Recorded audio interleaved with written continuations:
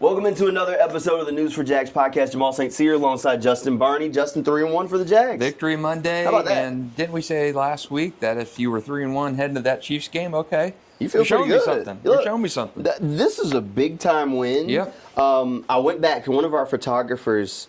I walked into work. He said, "Is this a big deal? All I heard is the Jaguars ever do is lose." And so I was like, "Okay, let me go look up." Eighth time in franchise history they've had a start like this one. All right. So if you've been a lifelong Jaguars fan, you've only experienced 7 other starts like this. Yes, I mean this is what 32 years, Yeah. right? So that's pretty impressive. That's enjoy it. Yeah, for Jacksonville fans, you've been through the Sahara Desert of success, so you celebrate even ugly wins like the Texans game last week were 17-10. Who cares? A win's a win. Yes, you can nitpick. The offense still doesn't really look good. But you're 3-1. Well, yeah, 3-1. so and you were on the West Coast in San Francisco for the first time in ever. Yeah. So you got to celebrate those. So before we get farther into the win, like the one thing this feels different to me than it did in, what was that, 22 when they started off kind of hot and then they fell off down the stretch. In 22, it felt like they had to play perfect football to win those games. And they were coming back and they were doing stuff, but it just never felt sustainable. This feels like they're playing imperfect football but still getting the job done. And that's why, to me, it feels sustainable. Because at some point, I've seen enough, like, flashes from the offense that I feel like at some point the light's going to come on. Yeah, and Liam said last week that he felt like during his time in Tampa Bay, after the first month of the season was almost a feeling out process. Yeah. And week 4, week 5 last year in Tampa Bay is kind of when he thought things kind of clicked for the Buccaneers, Baker Mayfield, everybody. And, still waiting for that offense to really click. Travis Etienne has been phenomenal running game. Offensive line is blocked well. So I'm still waiting for that to click. But the measure of a good team is when you can play not really good football and still win games. And for as long as you and I have been working together, Jacksonville has played, I would say, down to its competition, but found ways to lose those games. They lose that game last year. Yeah. No question about it. So it's finding a way to win games when you're not playing good football, and they're doing that. They're doing that. Strange enough, one of the strengths of this football team right now is the offensive line. Yes. When's the last time you said that? Yeah, not in a while. When's the last time you said the strength of a Jaguars football team is the offensive line? I think Trevor's been sacked 4 times in 4 games. He didn't get hit against the 49ers, and that's a pretty good defensive front to say that your quarterback didn't get hit. Okay, so let's talk game. So you start off kind of rolling a little bit. They're able to kind of jump out to the lead, hold on to it. 49ers close the gap. I mean, I think the story, you definitely got to talk about the defense. The turnovers are just flowing. I mean, Devin Lloyd, 2 picks. He's making more money by the week. Man. Okay, really quickly, you re-sign him? I don't know. It depends on what the market is. With him, an off-ball linebacker is probably not going to make a ton on the open market. But I think it depends on the value there. And it's same thing with Travis Etienne. Do you do that when you just drafted 2 guys? I don't know. Etienne's going to get a big pay raise. And if you're comfortable with Bashal and LaQuinn Allen and draft another guy next year, I don't know. Do you bring Etienne back? I don't know. Same question. Devin Lloyd's playing the best football of his life. Yep. This is year 5 for him. This year 4 for him. Can he continue that? Under this new scheme, can he kind of continue to excel? But he's been in the right spot. 2 picks yesterday. Yep. He's up to 3 on the season. Also got a fumble recovery. I mean, he's had unbelievable success this year. The defense has been, I guess they're on a pace that we haven't seen since Jacksonville. Yeah. Right? I mean, the turnovers are absolutely flowing for this defense. They're making plays in clutch moments, punching the football out. They have been absolutely fantastic. The offense has gotten the job done just enough, seems like, in those games. Well, you still feel like they're feeling it out, and they kind of stall out at times and then crank it up at others, but in the important moments, they're able to move the football and move the chains. And I think Trevor Lawrence, it's year 5 for him. Yeah. I think Trevor is what he's always going to be at this point. I don't think he's ever going to be that elite quarterback, but I think if he can be like he was yesterday, play turnover-free football, not get sacked. I mean, you saw how important turnovers were in the game. Yeah. I mean, 4 giveaways for San Francisco, and they lost by 5. Jacksonville held on to the ball. You don't give them a chance to get free points off your turnovers. That's huge. If Trevor can play turnover-free football, they can continue to run the football as well as they have been and lean on your defense. That's a recipe. I just think Trevor is kind of who he is at this point. Okay. And I think if you could be a top 14, 16 quarterback in the league, that's kind of my hope for Trevor. Since we're talking about quarterbacks, and you want to talk about Trevor. So I was sitting down watching football, obviously the early window. I was just we had Red Zone on and a couple of games on the other TVs, flipping back and kind of forth, looking at a lot of the early action. And one game kind of came on, and I got to thinking. So I was watching Philadelphia Eagles, Tampa Bay Buccaneers, and they were talking about, you saw them talking about Sam Darnold. They were talking about Daniel Jones. You were talking about Baker Mayfield. And Baker and how the Buccaneers have been clutch, and they've been coming back in each one of their games. What's the difference between Trevor now and Baker when he was in Cleveland? Yeah, I mean, Baker wasn't in Cleveland long. No, but what's the difference between that? After going number 1? Yeah, so I mean, Baker's best football has been after the team who drafted him. Right, but if you think about what Cleveland Browns fans' shtick with Baker was, it's a lot of the things that you're saying about Trevor right now. Now, the light went on eventually for Baker once he found the right place, the right home that was comfortable with him and that allowed him to be him. Why do you think that can't be Trevor? Oh, I think it can be, but it can, and I think eventually we might see it. I think we go back to this, and I don't want to derail this whole podcast, of what did the Jaguars do early to help this guy? Nothing. Nothing. He's been behind the 8 ball his whole career. So for the first time in his career, it looks like he's got an offensive line that's blocking for him, and that's giving him time to process. He's still learning a new offense. His best receiver is going through something. Yeah. I mean, this is no way around it. His second best receiver is also playing defense. De'Ami Brown missed the game against the 49ers. Your most consistent pass catcher is your run-blocking tight end. Yeah. Right. So right now, while we do think that eventually this stuff should gel and eventually everything will smooth over, Brian Thomas will be Brian Thomas, they'll figure it out, overall, there's still something to go. I don't think the book is closed. I think if Trevor can play football like he did yesterday, not make mistakes, to me, Trevor's never going to be a Josh Allen, Lamar. I mean, obviously, Lamar's feet are a different story, but I don't think Trevor's ever going to be that top 5 quarterback in the league. From Where what would you we've rank seen Baker right now? He's probably in that top 12. Top 12? Yeah, I think Baker's in that top 12. Okay. I don't think Trevor. And the disappointing thing is we saw Trevor play at such a high level in his second year in the league. You wonder what happened. And I think it's a combination of things. And I just think Trevor is who he is at this point in his career. And you can win games with Trevor playing not exceptional football because he hasn't really played exceptional football. I think he is at his best when he is a pseudo game manager in a sense, when they don't ask him to do a ton. I think he needs a good ground game, which he's had this year. Good blocking, which he's had this year. He doesn't have the receivers this year. To me, the receivers have stunk it up this season. So I think Trevor's a guy that needs everything to be perfect. But I don't think you need Trevor to be, a Baker Mayfield. I don't think you need him to be the guy you put the game on the line and say, hey, drive us 90 yards. I don't think Trevor is that guy. I think he's a solid average quarterback right now. And you can win games with a solid average quarterback. I mean, I know this is completely. Look at Trent Dilfer back in the day. Great, very, very pedestrian. Are you about to tell me the 2000 Ravens? So, you can win a Super Bowl with an average quarterback. Let me say the 2000 That was Ravens. the best defense. I mean, arguably, at the very least, top 2 defense in NFL history. But my point is, you can win football games with an average quarterback and with defenses playing good. You saw yesterday. You won with the defense playing elite. Now, I'm not saying this Jaguars team is reincarnate of the 2000 Ravens, but you can win Super Bowls with average quarterbacks. I feel like you could have just used Brock Purdy and the 49ers as your example. I mean, you can win big games with quarterbacks who are not superstars.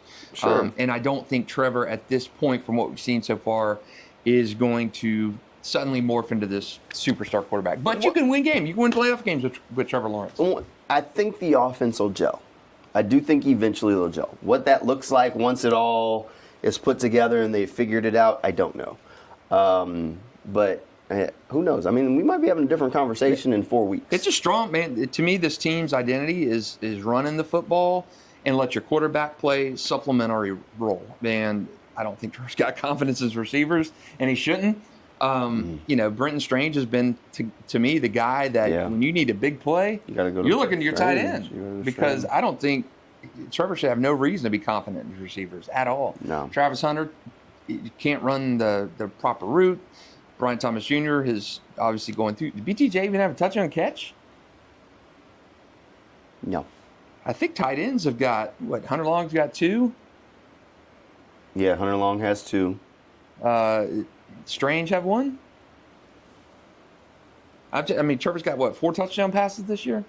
I know Hunter's got 2. Tootin's got 1 of them. Etienne's got 1 of them. So 5. If he's only got 4, then... I think he's got 5 touchdowns because yesterday was his 5th. Okay. 1 of them was to Diami, right? Oh, and then Tootin's got 1, right? Yeah, Diami. That's what I'm saying. Tootin, Travis, Diami, 2 to Hunter Long. Yeah. If he's got 5, that's it. Yep. So BTJ, Travis Hunter. BTJ has a rushing touchdown. Rushing touchdown, not a passing. So, you know, he doesn't have the best cast of receivers. For whatever reason, I mean, Travis is kind of learning the nuances of being a receiver. He's a rookie. BTJ has been in a big time fog this year. So, again, things have to be perfect for Trevor to really thrive. And my point is, you can be a very, very, very good football team, win playoff games, win a Super Bowl with an average quarterback. And if Trevor can play football like he did yesterday, which is to me quick strikes, convert when you need to, trust your tight ends when you're throwing to them, you can win football. Yeah. Don't turn the ball over. Yeah. And he didn't. And he's done well in that regard to an extent this year. Look, I mean, I think Trevor's been good. I think the offense still has time to gel. Liam Coen, trying to talk about last week, said in Tampa it was about 4 weeks through the season before all of a sudden the pieces started to come together and everybody started understanding it. When you see those illegal shifts and stuff like that before the snap, those are all like indications that the offense isn't there. 12 penalties yesterday, though. 12 accepted penalties. That's unbelievable. The level of which this Jaguars team has been penalized is incredible. It's obscene, and you can't continue to do that. And at least they've cleaned up some of the illegal shifts. Yes. I mean, a lot of that stuff is just indications that, okay, it's still early. This is still guys getting comfortable in the timing and everything that goes along with this offense. And a lot of that still, for Trevor, it has to become second nature. And at some point, the goal has always been going through this season that he would hit his stride with the offense week 6, week 7. That was always the golden point of where it's like, okay, at this point, you've got 5 or 6 games of your tape running the offense to like pull from. He should start to figure it out. Will he? We haven't gotten to that point yet. I mean, I think it's working-ish. I mean, the best football of Trevor's NFL career was in the second half of the season when they were left for dead. So with a toe injury. Yeah. So Trevor can do it, and you hope that Liam Coen kind of being the quarterback whisperer in a sense, it'll click for Trevor. And you know, Liam himself said it took about a month, 4 games in to till things clicked for him and Baker Mayfield and the Bucs offense last year. So Trevor, as long as Trevor is not turning the ball over, taking sacks, which he doesn't need to take, this team can win football games. No, Trevor's sack rate is always pretty good. Yeah. Like, he is good at avoiding sacks, even when the offensive line wasn't doing him many favors. So overall, look, I think the offense will be fine. I think the defense, at some point, the turnovers will slow down, but I think they'll keep kind of popping up because they're really good with the timing. They worked this during training camp, punching footballs out. I mean, they focused on it, and it's showing up out there on the field. I think this team's pretty good. They're really. I mean, the defense. I mean, if Anthony Campanile is here more than 2 years at this rate, we're not starting that one again. I'm going to be with how well his defense is playing. He is going to be a hot name. Well, let's think about it though. I've seen people throw that out there, and we did this with Mike Caldwell when the defense was rolling. Still fired the wrong guy, Doug. Doug did fire the wrong guy. But at the end of the day, you got to think about how many defensive coaches get hired in the NFL at this point. So it's really like one a cycle. So is he going to be that one? Maybe. But also maybe not. You know, so I think that's the hard part that he's fighting. It's not me saying that he can't be a head coach or wouldn't be a good head coach. He does have to fight the defensive stigma. Yeah, and sorts. Trayvon Walker out with the wrist injury. Yep, seen a specialist Eric today. Murray, Liam Coen said Eric Murray out of the neck game injury yesterday. So Jacksonville played this great defensive game. I mean, Murray and Walker went out in the first quarter. So, and you still got that production. I mean, Dennis Gardeck with the nice punch-out fumble that Dewey recovered.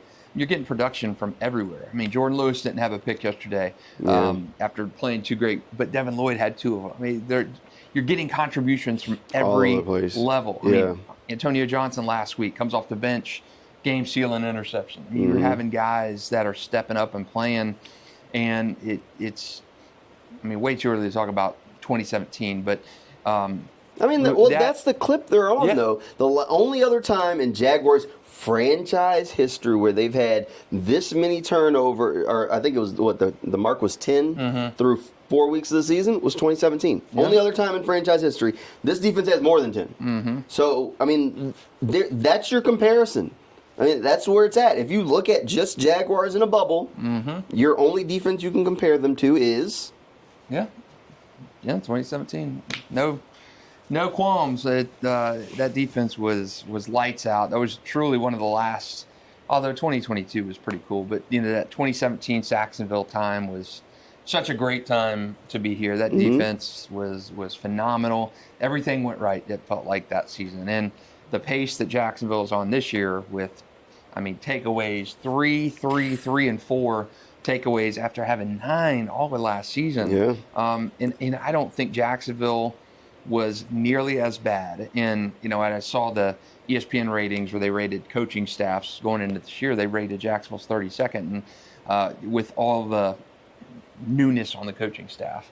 And I get that. And the ESPN story at that time prefaced it by saying Jacksonville is not, as a unit, Jacksonville's team should not be ranked this low because they're good. I mean, Jacksonville had pieces, and I think a lot of it was the staff last year. I think Doug Peterson had lost the team. I think Ryan Nielsen employed a terrible defense for the personnel he had, and I think Anthony, to his credit, has really seen those strengths of his team, and man, he is using them to the fullest advantage. Yeah, look, there's a ton of talent. I mean, Josh Hines-Allen was absolutely... he's a menace. He's doing everything but getting sacks right now. Yeah, I mean, he's going against Trent Williams yesterday too. I mean, Trent Williams is an all-pro kind of guy. So Josh is, I mean, he should have had at least 1 sack yesterday. But he is changing the game with those pass rush. I mean, he's forcing quarterbacks to step up, get out of the pocket. He is just playing, the sacks are going to come. But, man, he looks so good. Yeah, look, he has been fantastic. You worry about if Trayvon Walker has to miss some time. We'll have to wait and see on that one. Anton Harrison got a little banged up. Ezra Cleveland's still a little banged up. Anton returned to the game. Ezra finished the game. I mean, overall, the Jaguars are a little banged up right now. A little work to do. All right, sitting here where we sit right now. Okay. Chiefs Monday night. Yeah. Win, lose. Oh. As we sit right now... I haven't even seen the line for the game, but... is it out? You think it's out already? Probably an early line on the game. Let's see if I can get one on Hard Rock. Now, if they beat the Chiefs on Monday Night Football to get to 4-1, my God, this place is going to be... I mean, I ain't gonna lie to you. I think I'm probably gonna pick. I didn't pick them last week. Same. I picked them against I picked San Francisco, and I probably Jaguars Chiefs. The line is 46. Okay. For over under there. Chiefs are the favorite by 3.5, which is just your standard line. I mean, they haven't done anything. So, I mean, look. I'm picking the Jags. I don't know why or whatever, but I think I'm going to pick Jacksonville in this game. Okay. I think this team is taking on Liam Coen's personality to an extent. I think they brought in, we heard Trent and Doug talk about bringing in culture setters. Their culture setters were Roy Robertson Harris, Brandon Sheriff, who was an Iron Man, but wasn't the the boisterous personality that was a culture setter. This group didn't say a word about bringing in culture setters. They just went and got guys that helped set the culture. Right. They went and got Jordan Lewis, who that defense is his personality. He's the one breaking them down before before games. That's Jordan Lewis to a T. They went and got Dennis Gardeck off the scrap heap coming off of an injury late during training camp. I mean, if that's not a guy that Campanile wants on his defense, I don't know. Like, he designed him in a lab. That's his kind of guy who just wants to go out there and look like, I don't care who you are, but you're getting hit. Like, they went and got Eric Murray, who quietly has been very good for the Jaguars, but it was a very underrated signing. You know, they went and just got these spot fill De'Ami Brown, a veteran presence to kind of bring in there to that wide receiver room to help hold it over. You go and get Hunter Long and Johnny Munt, who are just doing the dirty work. Hunter Long, 2 career touchdown passes. Oh, by the way, they're both this season. Yeah, you dogged Hunter Long when I said, hey. I did. I did, and I do it again too. He's got 2 touchdowns this year. 2 TDs in 4 weeks. That's impressive for a guy with 2 career TDs. 2 career. So, I mean, they went and got these guys, and I think a lot of it is, I mean, we've talked this whole podcast, and we haven't talked about the stuff after the game. I mean, Robert Saleh makes the comments about sign stealing, and Liam Coen rolls up on him after the game. Keep my name out your mouth. Yeah. Come on now. And paraphrasing Will Smith at the Oscars, right? That's right. So, yeah, hey, I appreciate that. And I think, for the record, I think Saleh would roll Liam in a fight. I asked Robert Hainsey on the call today, I said, was that your toughest block of the game? He said that was my easiest block of the game. He said he'd do that anytime for Liam Coen. Yeah, Liam, hey, people get behind that. Duval fans get behind it. I think players see that. I think that moment sold more tickets for Monday Night Football than anything they've done on the field. It could be. And I think players rally around it. I think Duval fans rally around it and say, hey, our coach is a little crazy. And, you know, I mentioned something I wrote about, Doug Peterson last year, to me, showed kind of how checked out he was. You know, Trevor Lawrence got decapitated by Azeez Al-Shaair, and people asked Doug about it after the game and the reaction and stuff, and he was just kind of lukewarm in his response of, how players react. Come on. Liam Coen, had that happen, I mean, he would have been out there in the melee, in a sense, figuratively speaking. But I think you got, as a coach, coaches will always talk about how each team's different. You got to know what you're dealing with. And there have been coaches that will talk about, hey, I always dreamed of being, I'm more of a player's coach, but I had to be the authoritarian when I first got in to set the culture, to set the tone. Sometimes the coach knows, in the back of his head, look, I got to show a little, edge so that way my guys reflect that. Doug Peterson wanted to always be even keel because he said if he showed any energy or whatever, he knew the team would flinch or something. So he was always there. Liam Coen is different. There are coaches. I mean, Pete Carroll is that guy who's animated on the sideline, all in it. We've seen the clips going viral. Aaron Glenn running up and down the sidelines, dancing for his guys because he said he felt like the team needed that. And, I mean, Liam Coen, to an extent, he was the bulletin board material for this week. Hey, guys, they said the only reason we can win games is because I'm stealing signals. I got something you can steal. I think, to me, I think that it was wrong to say wrong. I think it was, it made it to a headline and sensationalized and became more of something than it was. When you attach the word stealing to it, I don't care if it's legally stealing. Come on. When you say stealing signals, it doesn't matter if legally is attached in front. Come on. Everybody is hearing you're a sign stealer. You're doing things. That's what he said. And that's exactly how it came across, how Liam interpreted it. And that's how he should interpret it. He said it. Kyle Shanahan doubled down on it even on Friday during his press conference. One of the media people asked, so do y'all do that over here? He said, no, we like to keep the game fair. Oh, okay then. So that's how you feel. Yeah. You feel like it's an unfair advantage. Then after the game, after the whole incident, Kyle Shanahan says Liam Coen shouldn't be so sensitive. Sensitive? And then on ESPN on Monday morning, Adam Schefter goes there, well, Robert Saleh was trying to pay him a compliment. A compliment? Yeah, no, come on. He's a thief. He called him a thief. Yeah. And you want to tell you, You just gonna think you gonna slide that under my nose like it's a compliment? Damn that. Yeah. Damn that. Yeah. Okay, everybody's against it. Now he goes in the locker room and says, "Look, this is what they think of us. It ain't just you. This is what they think of us. The whole world is against us." Yep. And it works. It bands everybody together. I don't trust. Now it's gonna make our life, local media that has done nothing in this, is gonna make us miserable because it'll be like even the media. Yeah. And they'll take that and say, "Yeah, the media." I'm like, damn, what I do? But that's what it's gonna turn into. And that's how it came band them together. That's how it came across to, I think, everybody. Yeah. I don't care if you said, "Hey, these guys are great at breaking down calls and seeing things." But when you attach the word stealing, I'm no dictionary person. I'm no wordsmith, man. But if I look up the dictionary, stealing. When I saw that, I'm like, okay, there's no such thing as legal. This is Connor Stallions all over again, and that's how it comes across. So Spygate. It's Spygate. Yeah, I'm playing. I'm trying to pay them a compliment. Come on, man. Ain't no compliment. That's not how that was intended. It was intended to rile them up. Yes. And to it was an excuse for him to go on ahead and say, my defense is about to get cooked. Man, they stole all the signs. What'd you want me to do? They knew they were stealing our signals. Yeah, it was just a bad choice of words. Still my favorite part of the whole thing. He was trying to play him a compliment. One of the media people goes, well, this is a stupid question, but who are they stealing the signs from? It could be anybody. I'm like, what? They could just be stealing it from wherever. Not good, yeah, and I think Liam was right to react that way. I mean, you're calling me a thief or doing something legally, but I mean, stealing comes across as unethical. No matter how you paint it, it was, and I think Salah got what he deserved, and Liam reacted like that, and come on. Shanahan trying to come on. When you're saying somebody is a thief, hey Jamal, you murdered somebody, but you're a nice murderer. I mean, come on. There's no way to bind the word stealing signs in football, which is, I mean, there's no way to dress it up and make that a compliment. No. I mean, if he says, hey, those guys are great at seeing things before the plays, something like that. But stealing signs? Yeah. No.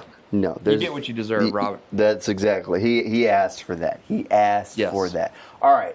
Flipping the page. Monday Night Football's next up. Kansas City Chiefs. We kind of already addressed it a little bit. This is a big one. I mean, I think San Francisco is a measuring stick game of an extent, but that's an NFC team. Mm-hmm. You'll never have to see them again unless you make both teams make a run. Kansas City, I mean, historically, they're the mind, they're the gatekeepers of the AFC. Until further notice, that's the team. If you want to make it out, you got to go through. And they've had the book on the AFC and get the Super Bowl, and they are the measuring stick. Be it in Doug Peterson's time, you never beat Andy Reid. This place is going to go ballistic if they beat the Chiefs on Monday Night Football. Yes. This place is going to be a powder keg of excitement. Victory Tuesday is going to take on a whole new meaning. And it really, I think, throws down the gauntlet in the AFC that says, hey, we're here. We're here with the Bills. We're here with the Ravens. We're here. You're putting us in that conversation. This is the toughest 4-game stretch on the Jaguars' schedule. Yep. They started with San Francisco. Yep. You go Kansas City. You get Seattle in Jacksonville, and then you wrap up with the Rams. The toughest 4-game stretch on the schedule. Yep. If somehow, some way, they split that and go 2-2, that's huge, or better, I mean, then there's no question of if the team's legit. It's at that point you say, okay, buckle up, because the AFC South is it's right. At the very least, you just need the Colts to just fall off down the stretch. Yeah, with Daniel Jones there, at some point he's coming back to reality. He's gonna be Daniel Jones again. Yeah. Hey, look, they can call him Indiana Jones all they damn want. At some point, Daniel's gonna show up. He is. Yes. But hey, if he keeps throwing touchdowns to Tyler Warren, my fantasy team finally won our first game. Well, I shouldn't say won because I got a Monday night opponent, but I got a big lead. Hey, I had a big, pretty solid week. I think I ran the table on like all of my fantasy football 27 of your leagues you're in, Jamal? Yeah. I was trying to keep I'm in one at the station, and I'm walking out the newsroom, and the girl's talking trash to me about my team, and I'm like trying to think. I'm like, I don't even know what team you're talking about. What are we talking about right now? Jamal with his anchoring duties is about 10, 11 minutes on a normal day. the rest of his workday is spent maneuvering his 27 fantasy football teams. So hopefully our bosses aren't watching. But yeah, that's you got a lot of fantasy teams. But I did get my first win. So I do have a handful of fantasy football teams. A handful of fantasy football teams. It is a labor of love. Yes, man. A labor of love. I think you had 7, right? Yeah, 7. 7 leagues. Yeah, My 7. gosh. And that's without I was in one guillotine league. That didn't last long. I got guillotined after the first week. Malik Neighbors, Kenneth Walker Jr. all did me in. Yeah, Kyron Williams in that league, and it was just a bad first week, and I was out. And you're out. Hey. That was the end of it. A chance to get another team. Join another league. I don't need any more. We're good for this year on fantasy football leagues. I did beat Mike Dempsey though this week. Ooh, okay. Yeah. As long as I hold on through Monday Night Football. Anyway. I know I'm beating Mike Duraco right now, so I put the drum on him. In fact, Ashton Genty finally did me right. That's after right. A lull. Yeah, like 33 points or yeah, something. he was like running that. Really crazy. good. Mm-hmm. He was running crazy. I mean, at some point, these rookies start to figure it out. We'll see if Travis Hunter can have a couple of big games down the stretch for the Jaguars. All right, so for Monday Night Football, we're going to have plenty of stuff here on Channel 4. So we will be at the Slab. Our coverage on Channel 4 will be somewhere between 4 and 7 o'clock. 4:30 to 5 o'clock is our window, though. That's all Tealgate all the time. So we'll take that over, but we'll be sprinkled throughout. Yeah, we'll be hanging come out join the Slab. us. Yep. Slab is awesome. We have so much fun out there, and I love the setup and location. That's it. All the fans who brought us food, thank you so much. It's I have yet to have a bad thing to eat out there, but come join us at the Slab. It's fun. Barbecue for Kansas City, right? Yes, that's right. That's right. Maybe we'll get Justin in a circle up. Yeah. Maybe for Monday Night Football. Yeah. I want to jump through a table. Jump through a like table. The Bills Mafia kind of stuff. Don't tempt me with a good time because I will find a table. I will find a table if you want to jump through it. Workers comp. Workers comp. You remember when people were doing those milk crate challenges? Oh, You'd build the tower and had to walk the thing. Yes. Oh my goodness, Lord. that looked painful. but maybe I can find a table. He's a conniver and a scavenger, and he will find a I table. will find a table. If he wants to jump through a table, you never know. You might see a table jump through on Channel 4. So, hey, if you're going out to the game, come find us. We'll be hanging out over the Slab. If you're hanging out at home, you can tune in and get a lot of the fun right here on Channel 4, or you can track it down over on News4JAX.com afterwards. We appreciate you guys hanging out with us for the News4JAX podcast, and we'll see you next time.